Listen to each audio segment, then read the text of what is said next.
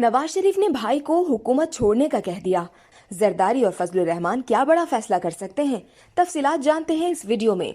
साबिक वजीर आजम मियां मोहम्मद नवाज शरीफ ने पार्टी के सीनियर क़यादत से मरकज में हुकूमत छोड़ने और कबल अज वक्त इंतखाबात के ऑप्शन पर बात की और नवाज शरीफ, वजीर आजम शहबाज शरीफ समेत पार्टी के आला रहनुमाओं और पाकिस्तान डेमोक्रेटिक मूवमेंट से भी कई बार इस पर बात कर चुके हैं।